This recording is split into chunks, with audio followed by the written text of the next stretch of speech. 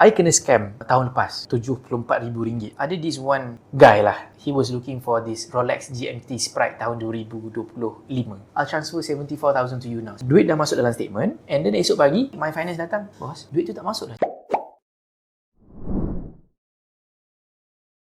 Baiklah, kembali lagi dalam podcast Perspektif bersama saya dalam episod hari ini, CEO dan pengasas Icon Lux, Mirzan Johor. Selamat datang, Mirzan. Terima kasih sudah jemput saya. Terima kasih, Azia.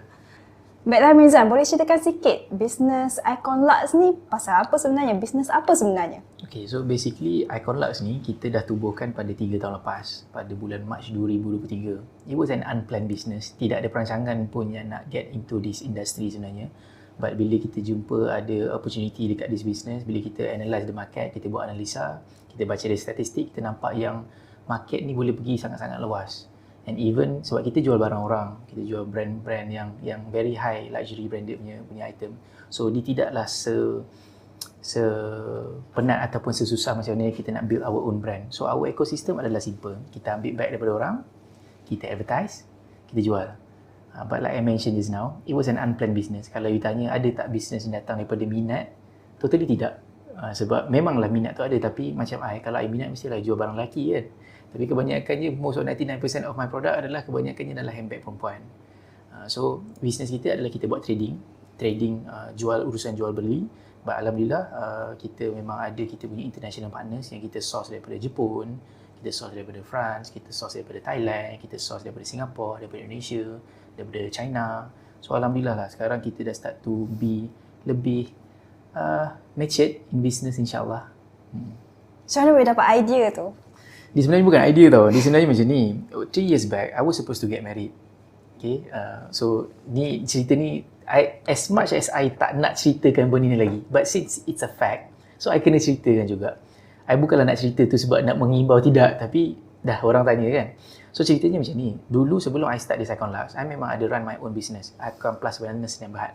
Icon Plus Wellness ni basically saya jual produk kurus, slimming produk lah, detox. So Alhamdulillah selepas 2 tahun punya operation, kita end up rugi. So at the same time, I pun dalam plan, dalam fasa nak kahwin sebenarnya. So kalau ikutkan kita ada resam Melayu, kita nak kahwin, kita kena ada apa? Kita kena ada hantaran. So waktu tu kita muda, kita akan cakap, I naklah hantaran ni dalam gambar nampak cantik, naklah ada handbag LV, Chanel, Dior, or whatever yang mampu lah time tu. So plan asalnya adalah handbag yang I dah beli untuk hantaran tu, I nak jadikan sebagai hadiah lah untuk pasangan waktu tu.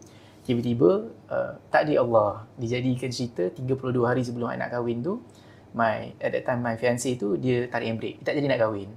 Saya cakap, okey lah, tak apa, nak buat macam mana? So month later ataupun 2 months later tu, I cakap, I nak pergi ke umrah. Pergi ke umrah hari tu, so I cakap, nak pergi ke umrah ni, takut kena hisap ni barang-barang ni. And then why not kita try untuk jual? Nak jual je, tak ada any intention, because that time I was very busy running my current company yang Icon Plus tu, jual produk tu. So I cakap, okey lah, jom. I pun tak into social media sangat dulu. So I try lah post dekat Twitter, currently known as X lah. So I try post dekat Twitter, I cakap saya sepatutnya berkahwin pada sekian-sekian dan saya putus tunang pada 32 hari sebelum. So ni adalah barangan saya yang saya nak jual pada bila harga market. So saya jual. Just to let you know, dulu I kena spend almost RM100,000 untuk my marketing, untuk I jual produk I. Untuk mendapatkan sale pada RM120,000, RM130,000. If you do a simple calculation, you nampak macam untung, tapi sebenarnya you rugi sebab you kena bear all the costs dan sebagainya. So memang sangat-sangat susah, very struggle untuk kita buat advertisement, sangat-sangat struggle untuk kita buat iklan, untuk dapatkan review, untuk dapatkan collaboration, sebab kita jual produk kurus. Tak semua orang sanggup terima benda tu. But orang Malaysia suka produk kurus, cuma penerimaan asas tu orang tak terima lah. So tiba-tiba masa I buat posting tu, kan macam I cakap, dulu nak dapat reach 100,000 pun susah, nak dapat reach 300,000 pun sangat-sangat susah. You have to spend a lot of money. But then bila I start to buat posting yang nak jual barang tu, tiba-tiba posting tu went blown up to 10 million views in just 2 days. So tiba-tiba 10 million. So ada blog ambil kita punya story, M-Star interview kita, this blog ambil story kita, ini pun ambil story kita. I cakap, penat aku buat bisnes yang satu ni. Bukan banyak duit nak kena keluar, tak kaya-kaya pun, tak popular pun, tak viral pun. Yang ini nak jual bag je pun, tiba-tiba dah jadi boleh blown up. Of course lah dia blown up tu disebabkan story tu, tapi I cakap macam ada opportunity untuk I explore dalam market ni. And kebetulan pula my sister adalah personal shopper, tapi dia buat dalam skala di Malaysia lah, dia tolong, dia buat ni. And dia dah 10 tahun dalam industri, 8 ke 10 tahun. So I tanya my sister, cakap, kakak, boleh buat duit ke dalam industri ni? Cakap boleh, sebab kau ni je, cerita dia adalah kau pergi cari orang yang nak jual beg, kau marketing kan, lepas tu kau jual. Dengar macam senang lah. So saya cakap, okay, jom kita explore. So Alhamdulillah, bermulalah daripada kita decide untuk buat hari Senin, Khamis tu I dah ada I punya small showroom dah. But that time kita tak ada duit pun. That time kita tak ada duit pun. So I keluar dekat my office, kita ada glass office tu kan. So I keluar daripada glass office tu, I cakap itulah I nak jadikan my showroom. So I pinjam loan daripada my brother about RM4,700 macam tu. I just beli lampu, I beli sofa, I beli almari, and then I letaklah sikit barang-barang yang ada. Just untuk nampak macam, oh, kedai ni dah ada bag lah contohnya. Padahal barang tu barang-barang family je. Adalah juga since my sister is a personal shopper. So dia ambil juga barang-barang customer dia cakap, nak tak letak dekat kedai adik I. So I buat dengan kakak I lah at the first. At first place I buat dengan kakak I. So kakak I lah banyak juga mengajar macam tu. So itulah punca ceritanya. Tak ada plan pun. Tiba-tiba Isnin I plan, Khamis kita dah buka kedai. Usually you ambil produk-produk you dari mana? Kalau orang macam mana you cari orang yang nak menjual? Macam mana you cari orang yang nak membeli? So basically in this business, kita bukan sekadar menjual lah. Sebab we have the dark side of this industry adalah kita ada limitation on sales. Kita ada limitation on stock. Sebab dia macam ni tau. Katakanlah you dengan kawan-kawan you nak beli bag yang sama. But I can only sell one. And bila I nak jual satu tu, I kena cari daripada owner-owner yang berbeza. So contoh kita ada dua part. Satu adalah sourcing part, satu adalah selling part. So sourcing ni dulu masa awal-awal kita buat penubuhan, kita memang start dengan local customer dulu. Local customer tu bukanlah brand local, ni maksudnya penduduk di Malaysia lah. So kita start buat advertisement, kita bagi tahu yang we have a shop, if you want to sell your item through us, we can accept it on consignment basis. So you boleh hantar pada kita try marketkan, and kita dapatlah sedikit portion daripada situ. So itulah permulaannya. Awal-awal kita memang start dengan consignment. Kita terima barang, kita ambil gambar, kita buat video, kita buat marketing sikit, kita post dekat kedai, orang datang, orang beli, dan kita repeat lagi lah. That's the ecosystem lah. But now Alhamdulillah, since company has been more matured, kita dah start to kenal beberapa big shop dalam this industry, kita dah start to have our own international business partner, kita dah start to ada B2B, kita ambil kita punya stock daripada auction house from Jepun, auction house from China, auction house from France. So Alhamdulillah stock tu makin lama dah makin banyak.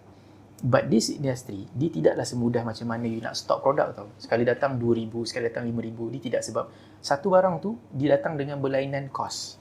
Satu barang tu, dia datang dengan berlainan condition. Satu barang tu, dia datang dengan berlainan item yang attached sekali dengan bag tu. So, it's a very custom punya system. Custom punya software yang kita had to build it ourselves untuk kita just fulfill kita punya business tu.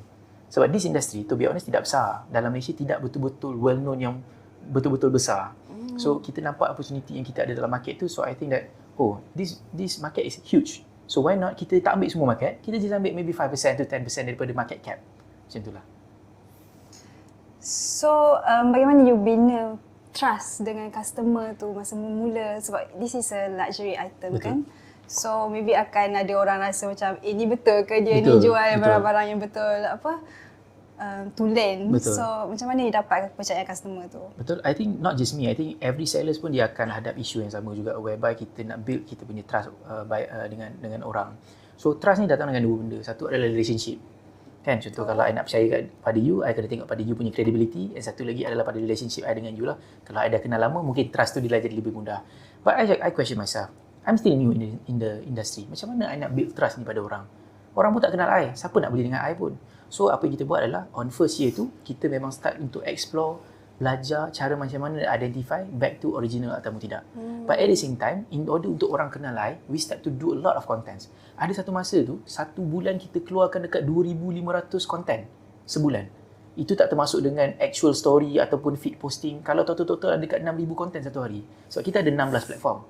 So kita buat posting yang sangat-sangat kerap, dan satu hari kita ada buat posting 10 content dekat satu platform. Kalau kali dengan total, so kita banyak. So kita punya game tu, kita orang punya ekosistem ataupun kita orang punya belief on marketing adalah frequency, kekerapan untuk you post. So at the same time, I try untuk sedikit educate lah orang. I bagi tahu orang macam mana you nak identify bag ni original pun tidak ataupun tidak. So I went to classes. I went to few classes macam mana nak belajar. Tapi in Malaysia, kita belum ada satu lagi kementerian ataupun yang menentukan sijil itu adalah betul-betul solid ataupun tidak. But then Alhamdulillah after a year or two, kita pun memang dah start to orang kata apa, kita dah start to bagi dia orang actual punya certificate by Entropy. Entropy ni is satu company yang provide authentication services and it's globally recognized. And mostly dekat Malaysia ni pun diorang gunakan that machine AI untuk identify back to original ataupun tidak. So sekarang each of our customer bila dia nak shopping dengan kita akan bagi sekali cert tu. Cert tu is worth of RM200 per inspection. So kita bagi free dekat customer. So customer one day kalau contoh you beli dengan I, one day you nak jual balik, I akan question you, apa bukti yang bag you ni original ataupun tidak? So that certificate tu? Certificate. You dah mudah untuk jual. But of course lah, certificate saja tidak ada nilai, but you have to still cross check jugalah. Takut kod bag tu you dah ubah, you dah modified, you dah recolor, you dah tukar leather dan sebagainya. Macam tu. So business you memang tertumpu dekat bag sahaja ke atau barangan mewah yang lain? On this particular business, under Icon Luxury Berhad, memang kita fokus pada handbag. Our major focus adalah pada handbag sebab ikut psikologi apa yang I study lah. Perempuan dia cepat bosan. Setiap 3 bulan dia nak tukar. Itu yang average. Kalau yang agresif setiap hari, setiap minggu, setiap bulan. So kita tengok, okay, this opportunity, market is huge. Market tu besar. And kita tengok audience pun besar. And kita pun jual tak mahal. We sell way low than retail. Contoh katakanlah retail jual RM25,000. Kita jual RM5,000. So you save RM20,000 siap-siap. So dia tak banyak benda yang you perlu consider lah. As long as you boleh provide good price, good condition, authentic, cukup. So but at the same time kita try juga nak explore untuk watches, jam tangan dan sebagainya macam tu lah. But as for now, our main and major focus adalah dekat handbag. Kalau nilai handbag ni beli original ataupun second pre-love, dia punya harga boleh naik ke in the future atau sama sahaja atau makin turun harga dia? Macam mana pasaran market brand bag jenama mewah ni? Okay, it's easy sebenarnya. Tak semua brand, tak semua bag, tak semua model kalau you beli you boleh untung. Bahkan majority of the brands and model you akan rugi terus. Contohlah kan kita main satu bag lah. Ada bag yang kalau you beli dekat kedai RM40,000 you boleh jual balik RM60,000. Ada brand juga yang bag tu you boleh beli dekat kedai RM80,000 you boleh flip RM120,000. Tapi ada juga brand yang sama, model yang berbeza, you beli RM10,000 you kena jual RM5,000. Tak semua brand dan model yang you boleh buat macam tu lah. Contohlah kan, ramai orang cakap daripada dulu, adalah dispekulasi mengatakan, oh kalau nak beli jam, kena beli jam tangan Rolex. Rolex adalah investment. Just to let you know, bukan semua Rolex adalah investment piece. Banyak sangat Rolex yang bukan investment piece dan bahkan you akan rugi. So in order for you to get that particular investment piece tu, you kena invest banyak dulu dekat dia. Barulah you punya SA tu, dia akan allow you untuk you beli jam tu. Apa yang beza boleh jadikan dia satu investment piece? Apa yang membezakan Rolex ni dengan Rolex yang lain? It's basically the model and also the demand lah. Macam contoh this game, diorang memang create profile tu. Diorang memang, apa yang kita study adalah, diorang limitkan penjualan tu. Cuba bayangkan, diorang dah berjaya untuk create satu situasi, satu fenomena di mana orang nak beli, kita tak nak jual. That powerful. So dia dah berjaya create that perception yang orang tahu, okay, Rolex adalah simbol kejayaan, simbol kekayaan. And most of us, memang kita nak kejar benda tu. And sometimes mungkin kita tak nak prove to people, but kita just nak prove to ourselves, to bagi tahu kita yang alhamdulillah, we have made it to that level.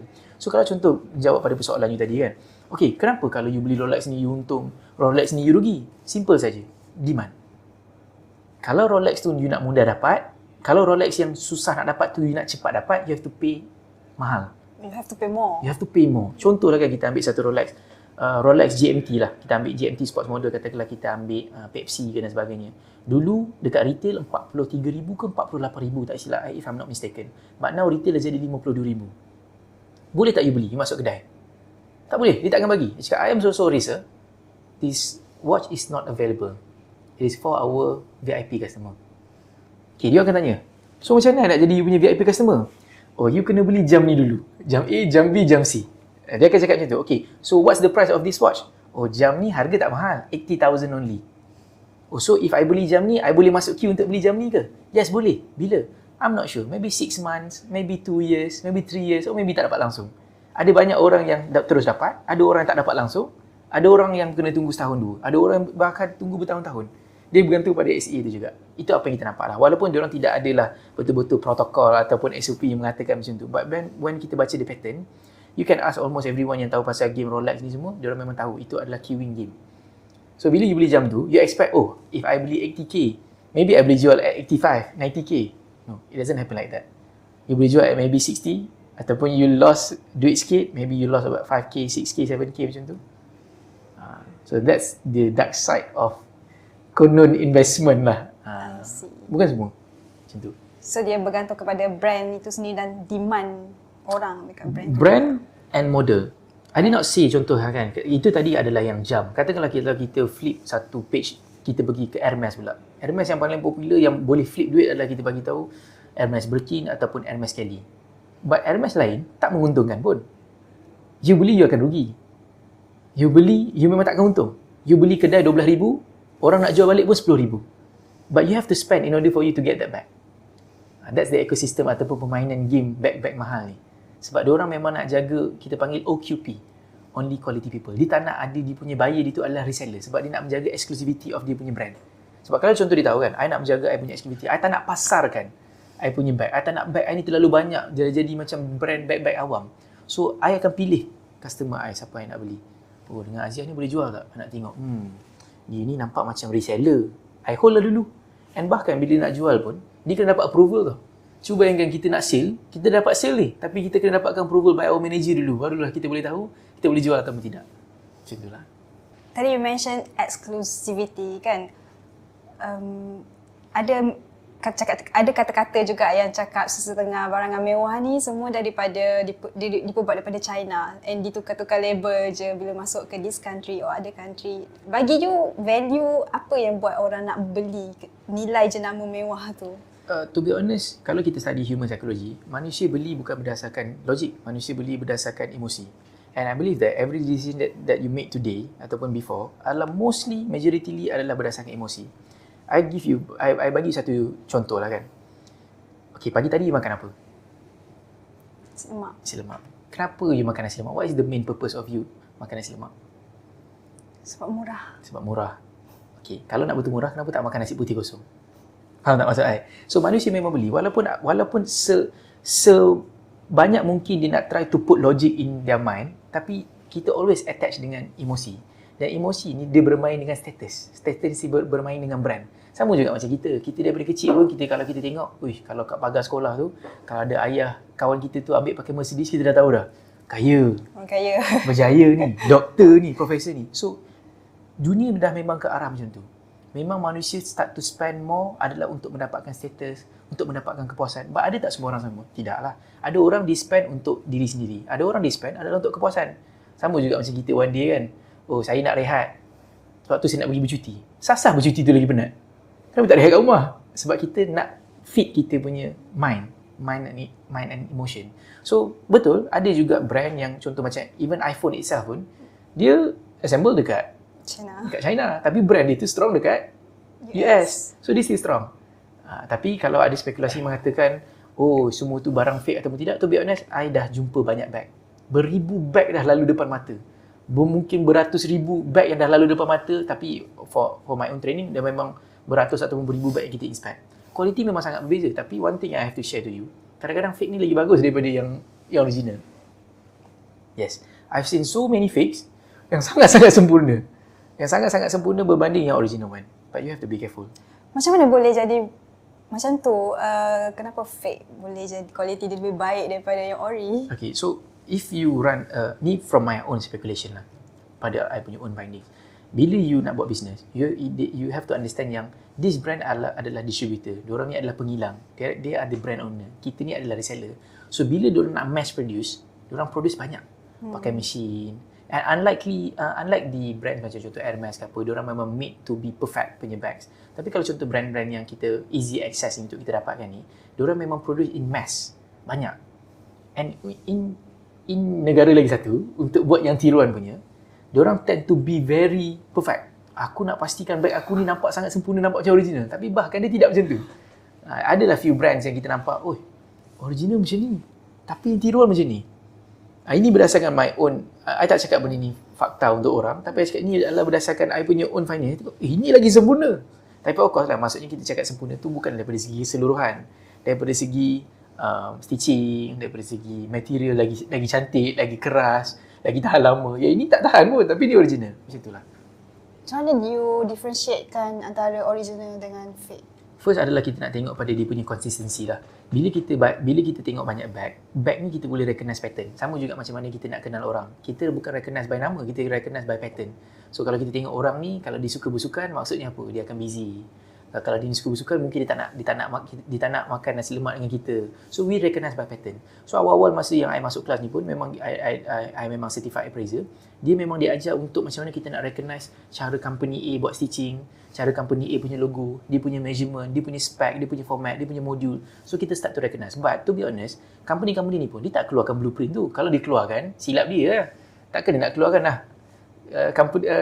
Negara ni modul aku kau tiru sebiji-sebiji. Memang tiru, dia orang akan tiru sebiji-sebiji lah. So kita as a reseller ni untuk kita memastikan bag yang kita jual tu adalah authentic, we have to recognize the pattern. So that's why kita memang pakai our AI system tu untuk kita ambil gambar, go through our microscope, deep microscope, and dia akan keluarkan result. Dia akan cakap, oh bag ni tak konsisten lah, A, B, C tak konsisten. So kita mark as unidentified. Tapi kalau contoh bag tu original, kita akan bagi tahu bag tu adalah authentic. Macam tu. Dan boleh keluarkan dia, boleh minta dia certificate and whatever. And the certificate tu adalah globally recognized. So one day nak bagi kat you, nah ni bukti yang bag ni adalah original. You can check with the company juga. Betul ke Mirzan bagi cert ni original tak original? It is an online base, you boleh check dekat website, you boleh tengok tally tak tally. Kalau tidak, you boleh refer balik to me lah. Macam tu. So right now, I tahu you pun pasti tahu luxury brand luxury terpakai dah tengah top booming dekat Asia sekarang ni. Betul. You rasa macam mana boleh bagi kesan dekat ekosistem Malaysia, pasaran Malaysia? To be honest, this business kita sebenarnya secara tidak langsung kita piggyback on the global market. Kalau contoh kita nampak yang this first hand punya seller ni boom, kita pun akan boom. Sebab like I mentioned just now, I tak create my own brand. I just piggyback on brand yang dah very strong. They have spent billions on doing their own marketing. I tak. I just bagi tahu orang, I ada bag untuk I jual. You boleh beli dengan I. I jual yang confirm original, harga insyaAllah sangat-sangat baloi, dan I ada provide these few kinds of services juga. So, as much as dia effect kepada global, dia akan effect juga pada kita. But, macam saya katalah, regardless lah kalau contoh market tu pun luas, tapi anda kata kalau kita tak pandai nak take the opportunity, kita tak pandai nak analisa the market, kita tak tahu our customer audience, our customer avatar, kita still tak akan dapat patch into the right customer. Macam contoh sekarang kan, kita nampak on perspective wise, marketing wise, oh senang ni nak jual bag ni, semua orang boleh buat. But bear in mind, it's not as easy as ambil, jual. Dia tidak semudah tu. Ada banyak benda yang you perlu ambil factor. Lagi-lagi bila sekarang, you pun tengok, the reseller industry ni dah makin lama makin grow. Alhamdulillah. So, I makin lama makin ramai kawan pula dalam industri ni. So, we have to compete. Kita kawan-kawan pun, but kita still have to do our best. Kita pun share insight yang sama juga. We share maybe the same supplier. We share the same method. But at the same time, kita orang pun kena fikir, apakah yang aku selalu kena buat lebih daripada seller-seller lain? Tapi, menjawab pada persoalan yang tadi, kesan ni adalah sangat-sangat bagus. Lagi boom diorang pergi, lagi boom lah kita pergi. Tapi with the right method lah. Dan you rasa dia akan kekal forever, takkan hilang.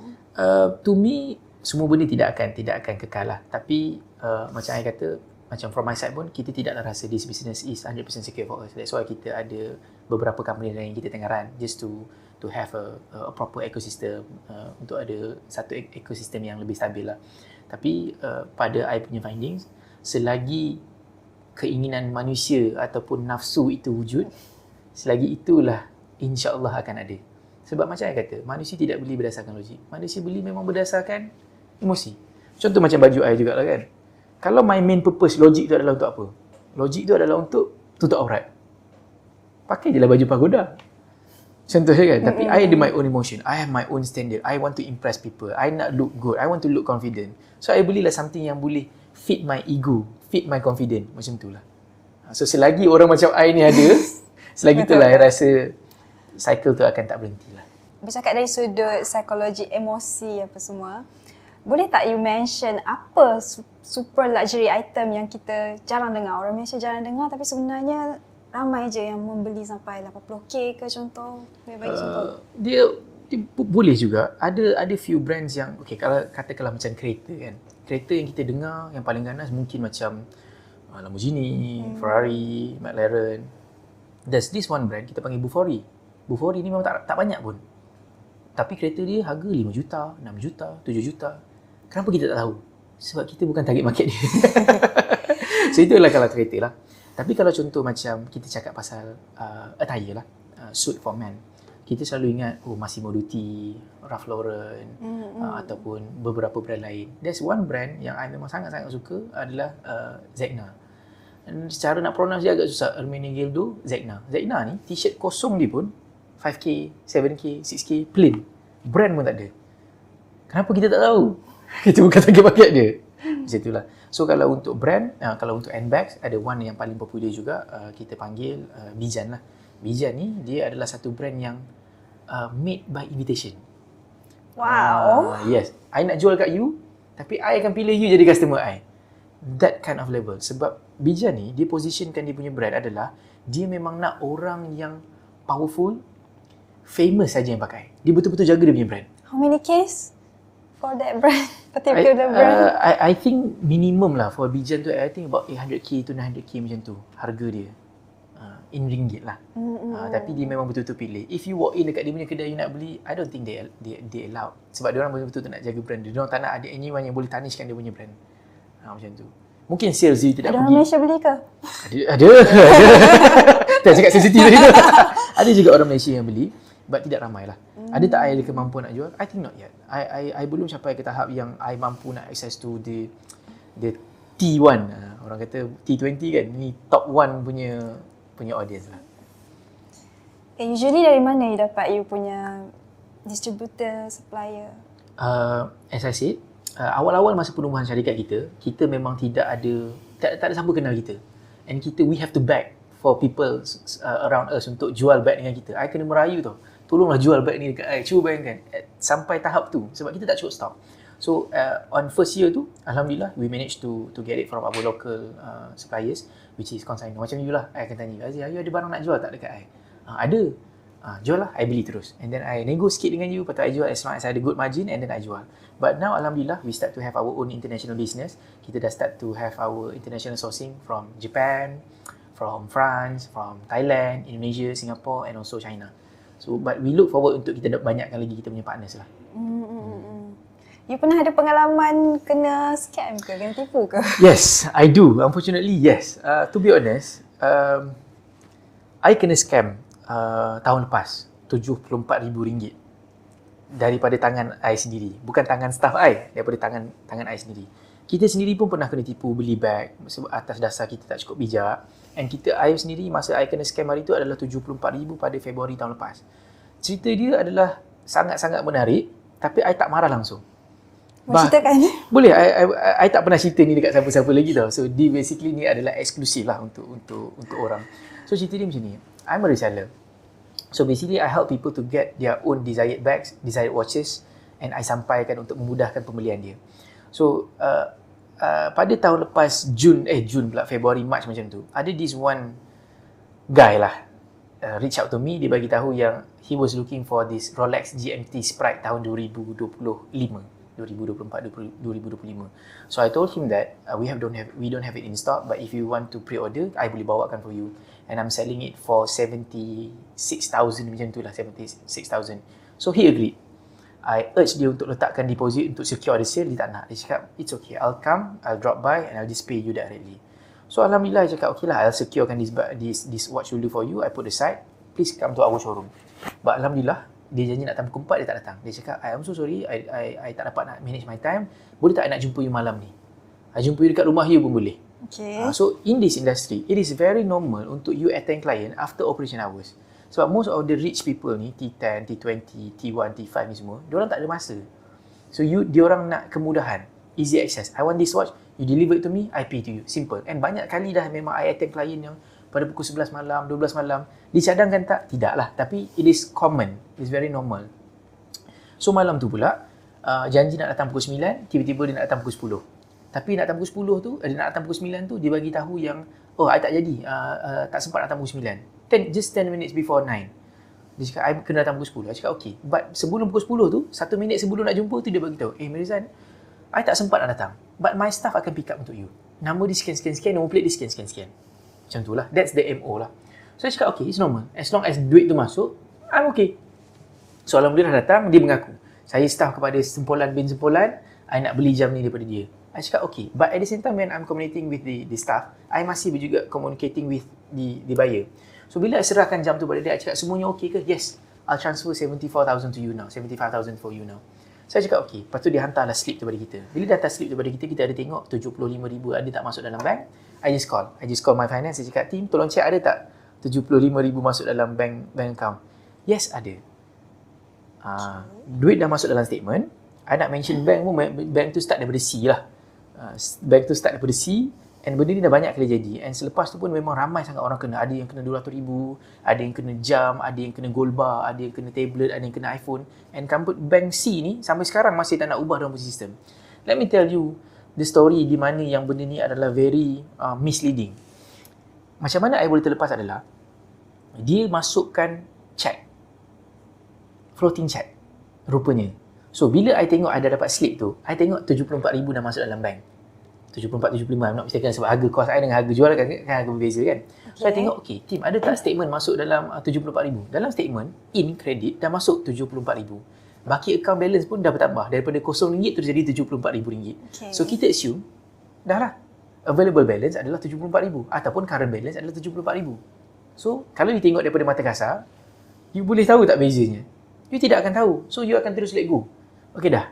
And then esok pagi tiba-tiba dah esok pagi Alhamdulillah, cakap Alhamdulillah team kita berjaya jual lagi 1 jam, congrats ni.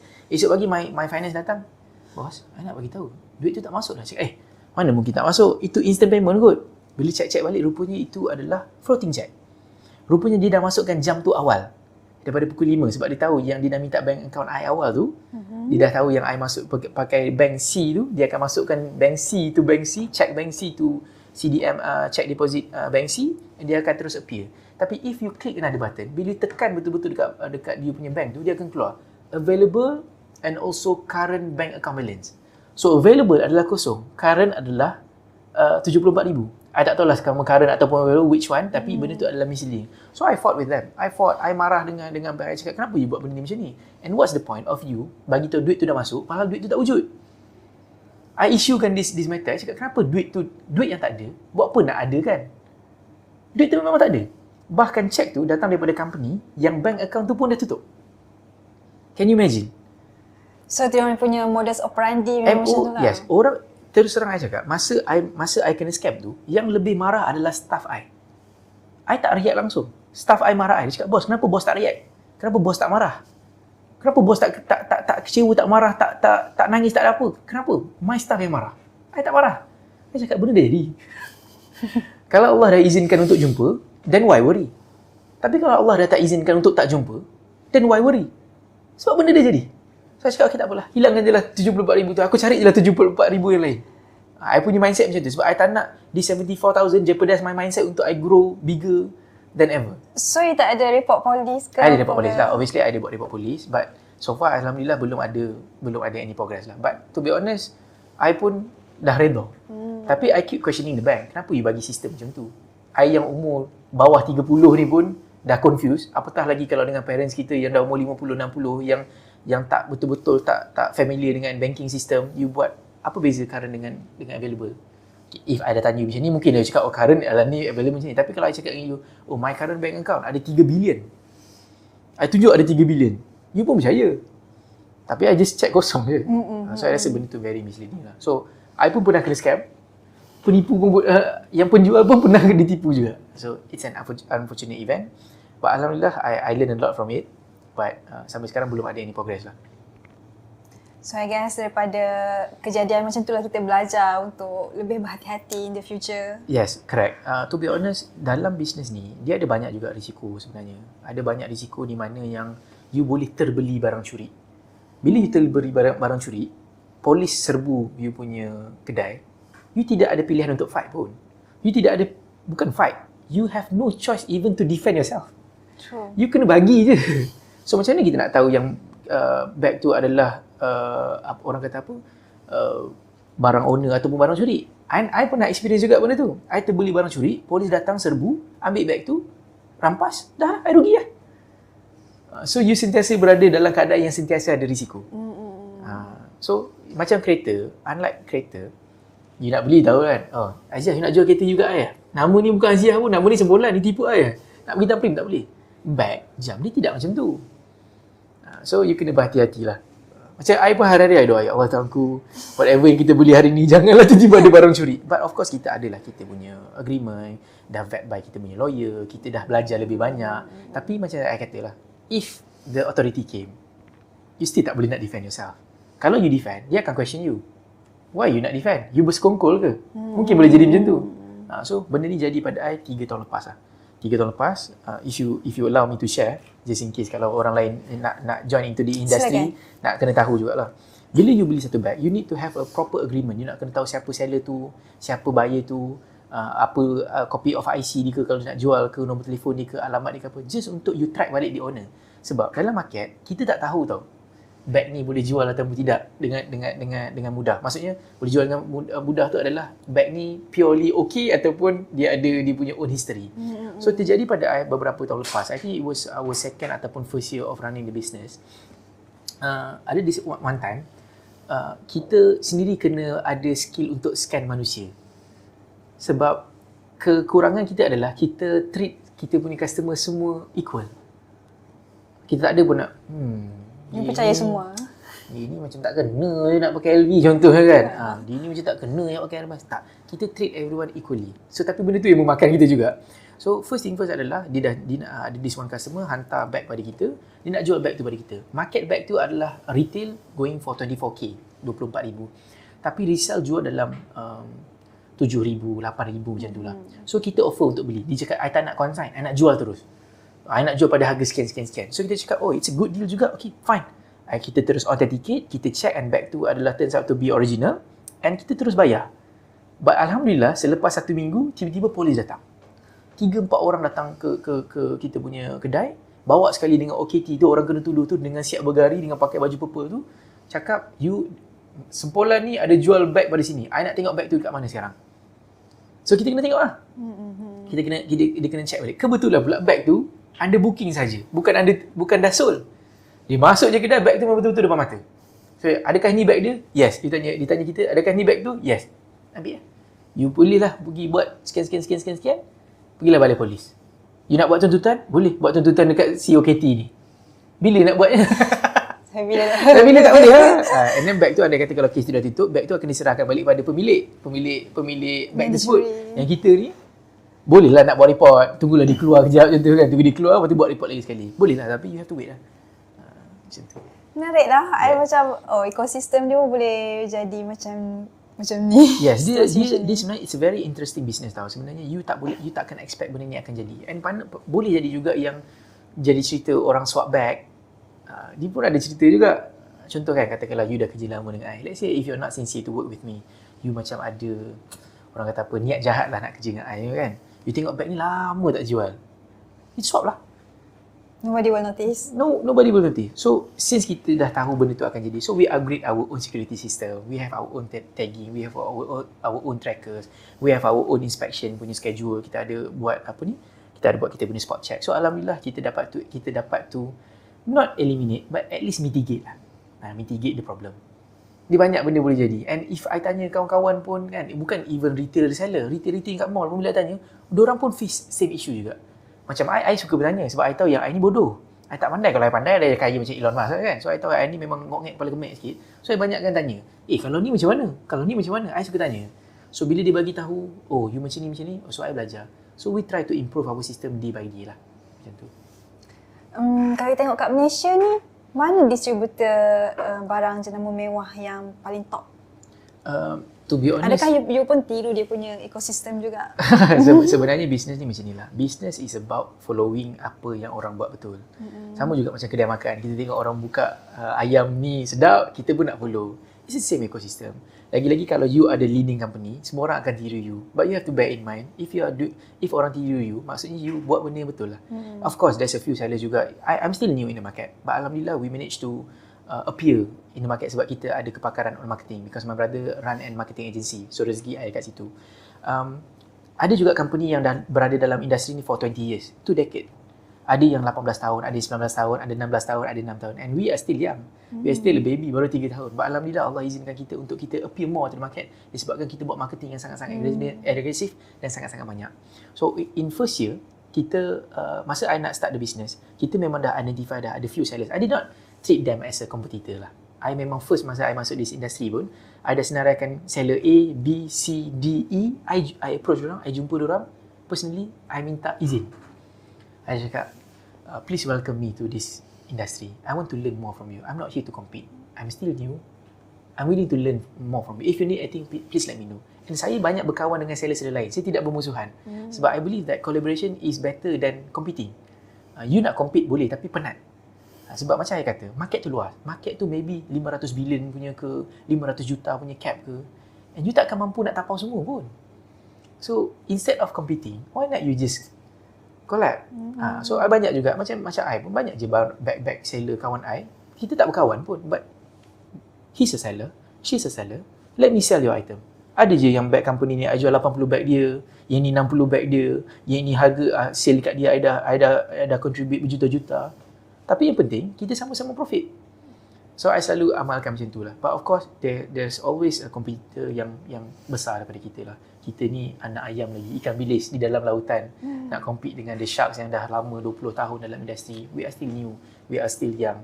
But, Alhamdulillah yang I am happy adalah apabila ramai juga orang yang tiru konsep kita. I'm not mad at all. I sangat-sangat happy sebab I tahu, maksudnya I dah buat benda yang betul. It proves that kita dah on the right path. So even sometimes pun I nampak seller ni baru masuk buat live, I greet diorang, I cakap good luck, if you need anything just let me know, datanglah showroom kita, maybe kita boleh exchange knowledge, I boleh share my insight to you. I'm okay and I'm open to any sellers. I sangat-sangat okay, I sangat-sangat happy, and bahkan I tak suka compete pun. Keep your enemy closer. Yes, I keep my enemy close. And we both knew, all of us knew that we are competing, but in a good way lah. Macam saya kata, market tu luas. You tak dapat nak conquer semua pun. Sama juga macam my industry in my other business, whereby I run my company agriculture yang I jual cattle tu, I jual lembu. I berjumpa dengan this one pioneer dalam industry. Dia sendiri yang buka mata I, dia cakap macam ni. Nak compete? Tak kot. Sebab dekat Malaysia, permintaan untuk lembu pada Raya Haji adalah 1 juta. I sendiri dapat supply 10,000 je. You ambil lah portion-portion lain tu. Nak compete dengan I, tak compete pun. Tolonglah masuk. Sebab kita memang tak cukup. Sebab ia satu industri yang besar. Yes, industri tu besar. Kalau contoh you tengokkan, you buat market analisa, katakanlah this industry boleh go up to 1 billion ke, 500 million ke. Berapa sale you sangat pun. Macam tu kan. Boleh tak you nak tapau semua 500 juta? Not yet. But in the future, insyaAllah boleh. Sebab ada juga memang ada few companies yang kita rujuk daripada luar negara yang dia punya revenue adalah 500 juta, 250 juta US dollar, a billion lah basically in Malaysia. So kita follow dia punya ekosistem, kita follow dia punya path, kita follow dia punya modul. Tapi kita hanya follow, kita hanya nampak apa yang kita nampak. Yang dia punya penat-penat kat belakang tu, kita tak nampak pun, kita tak tahu. So itu adalah benda yang kita perlu figure it by ourselves lah. Macam tu. Tadi you mention pasal business industry ni ada risiko dia yang tersendiri. Betul. Boleh you bagi tahu the biggest cabaran yang you pernah alami lah sepanjang? I think if kita rasa duit tu adalah an issue, I did not say that I'm rich with cash ke apa tidak. Tapi guru I selalu cakap, kalau lah kau rasa duit tu adalah paling susah, sebenarnya kau salah. Sebab duit tu lah yang paling senang. Kalau aku bagi kau 1 juta hari ni pun tak tentu kau boleh buat benda tu profit.